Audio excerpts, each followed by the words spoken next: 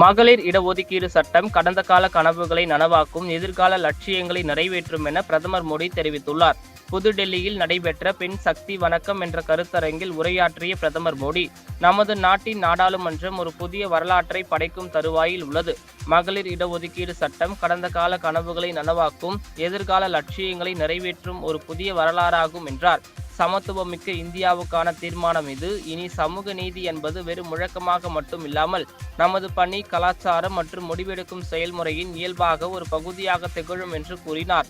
2023ஆம் ஆண்டில் மகளிர் இடஒதுக்கீடு சட்டம் அறிமுகப்படுத்தப்பட்ட போது எதிர்க்கட்சிகள் அதனை 2029ஆம் ஆண்டுக்குள் அமல்படுத்த வேண்டும் என்று கூட்டு கோரிக்கை முன்வைக்கப்பட்டது.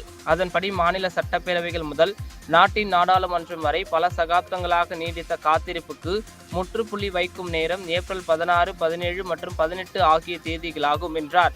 இந்த தேதிகளில்தான் சட்ட திருத்தங்களை பரிசீலித்து நிறைவேற்றுவதற்காக நீட்டிக்கப்பட்ட பட்ஜெட் கூட்டத்தொடர் திட்டமிடப்பட்டுள்ளது என்று கூறினார். இது பெண்களின் அதிகாரமளித்தலுக்காக அர்ப்பணிக்கப்பட்ட ஒரு முடிவாகும்.